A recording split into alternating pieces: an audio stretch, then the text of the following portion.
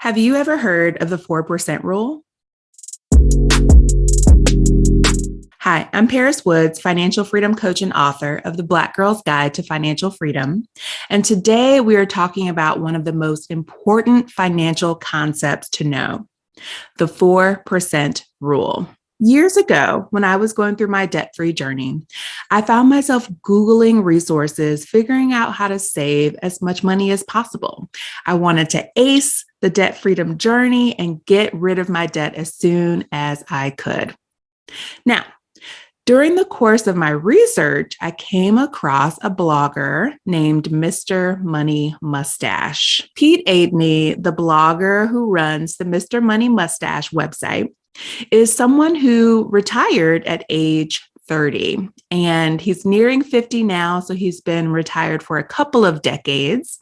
And at the time that I was reading his blog, I was really interested in some of his savings tips. Now, if I were to describe Pete Aidney as a saver, I would call him a super extreme saver. He and his wife and their child were living on a household budget of $25,000 a year.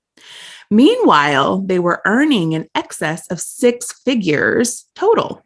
So they were saving over 70% of their income. And I found myself wondering why anyone would be crazy enough to do that. It definitely seemed like a big sacrifice and not one I was wanting to take. I was happy to take some of their savings tips and apply them to my own life, but it made me wonder, why would you make so much money and spend so little of it? What I learned was that he and his wife were following the FIRE movement. Now, FIRE stands for Financial Independence, Retire Early. And there are thousands of people all around the world, probably millions, following this plan so that they have the option to retire at any age.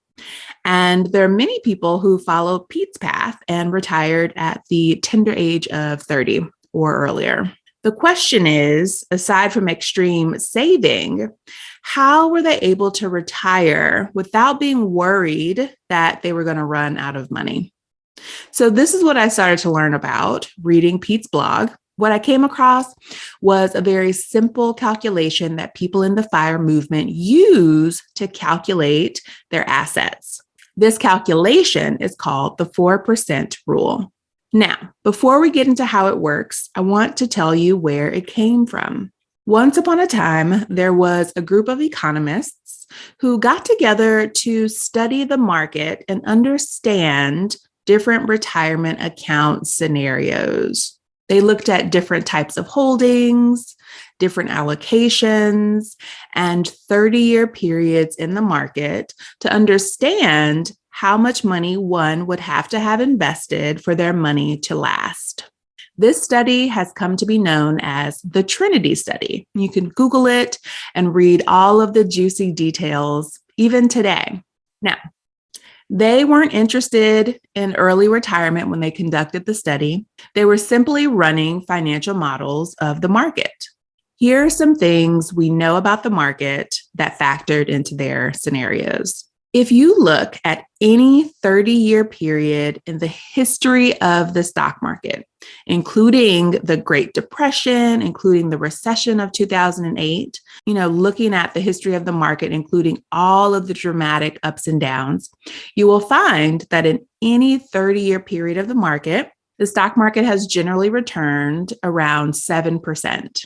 So if you had your money in the market at any point in its history, over a period of 30 years, you would make 7% on that money. That's a really interesting number to know because it helps us understand that if we invest in the stock market today over a long time period horizon, we might expect to make at least 7% on our money. Now, I say at least 7% because over the past 100 years, so 100 years leading up to today, that average has been inching up to around 10%.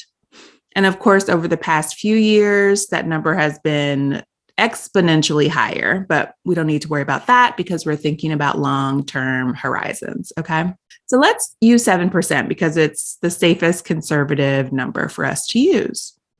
Now, People who follow FIRE looked at this study and extrapolated the answer to their question, which is, how much money would I need to invest to be able to retire and live off of my retirement funds forever? So not just for the next 30 years, but indefinitely, and be able to pass that money along to my heirs in the form of generational wealth. This is where the concept of the 4% rule emerges. And the 4% rule is essentially this. If you have your money invested in a portfolio that mirrors the total stock market, then you can safely withdraw 4% of your money each year, and the remaining amount will continue to grow at the rate of inflation. What that means is that even if you withdraw 4% of your money every year, the amount in your account will never decrease, and you'll be able to continue to withdraw 4% every single year, forevermore, indefinitely. Pretty cool, right? If you're wanting a simple way to understand how that calculation works, here's how I like to think about it. Remember that 7% number that we talked about? That the market generally returns a rate of 7% over any lengthy period? Well, imagine that your portfolio has grown by 7%, and let's take inflation into account. What is inflation? It's when the cost of goods goes up and how much you can buy with the same amount of money goes down. Inflation is a really important concept to know because if you don't invest your money, over time, your money is actually losing value. So that money that you got stashed under the mattress or sitting in a savings account is actually becoming worth less and less year after year due to inflation. So this is really important to keep in mind. Now, the inflation rate in the US over time has averaged around 3%. Sometimes it's higher, sometimes it's lower, but 3% is a good average to keep in mind. So let's put those numbers together. If you have a portfolio that has grown by 7% and you subtract the 3% inflation rate, 4% is what you have left over. 4% is the amount of those earnings you could take out while the remaining cash in your account continues to grow at the rate of inflation, which means it doesn't lose its value. And as the cost of goods goes up, the amount of money in your account goes up to match. Now, if you are super mathy and you care a lot about the numbers, you'll notice that on an annual basis, these numbers fluctuate quite a bit. It may be helpful for you to go back and read the Trinity Study to understand all of the scenarios more closely. If you're the average person who wants the shortcut, just tell me the rule and how it works. The most important thing for you to know, if you are following the Financial Independence Retire Early plan, the 4% rule is your guide to how much money you'll need to have invested and how much you can take out each year so that you can live on those investments for the rest of your life. So now you might be wondering, okay, I understand how the 4% rule works. How do I run the math to know how much money I need to have invested so that 4% is enough to live on? There's actually a very simple calculation to tell you how much money you have to invest for the 4% rule to work for you. That number is the number 25. Let's look at an example. Think about how much money you'll be spending each year during your retirement, your annual expenses. Take that number and multiply it by 25, and it will tell you how much money you need to have invested. If you were living like Mr. Money Mustache and his wife on $25,000 a year, 25,000 times 25 is $625,000. So in order to retire, you would need to have $625,000 invested in the stock market, and 4% of $625,000 is $25,000. That means each year you'd be able to withdraw 4%. You'd be able to withdraw your $25,000 and live on that for the year. That is how the 4% rule works. Take your annual expenses in retirement, multiply them by 25, and that gives you the total amount you need to have invested in order to retire. Now, there are plenty of examples of people who have done this. If you'd like to read some of their stories, two of my favorites are the anonymous blogger of A Purple Life. This is a young woman who retired with $500,000 invested, which means she's living on $20,000 a year, and she was able to retire at age 30. Another example are the bloggers of Our Rich Journey. This is a married couple with two school-age girls, and they retired on a total of $2.5 million at the age of 40.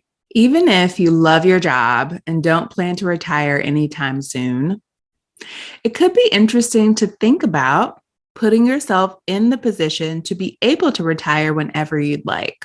Keeping these numbers in mind and knowing how the 4% rule works can be incredibly empowering on your own personal finance journey. At very least, think about how much money you currently have invested in your 401k or any other accounts you may have, and compare that with how much money you actually think you need to live on each year. How can you get your own investment portfolio closer to the point where the 4% rule would work for you? And if the idea of early retirement sparks your curiosity, I would definitely encourage you to learn more. You can pick up my book, The Black Girl's Guide to Financial Freedom. You can read blogs of folks who followed this path. A few of my favorites are Mr. Money Mustache, A Purple Life, and Our Rich Journey. And if you want to read more about the investing side of things, one of my favorite books is The Simple Path to Wealth by J.L. Collins. So here's your homework. First, run the numbers for yourself. Think about how much money you would need to live on in retirement. And if you're serious about retiring early, get clear on the minimum amount of money you would need to spend in order to buy your freedom from needing to work. Multiply those annual expenses by 25 and get that target retirement number in mind. The second thing I want you to do is check your understanding of the 4% rule. How do we check for understanding? Try sharing this with a friend or family member and explaining it to them. You really know you understand something when you're able to teach someone else. And then finally, I challenge you to learn more. Read inspiring stories, ask questions, and join the movement.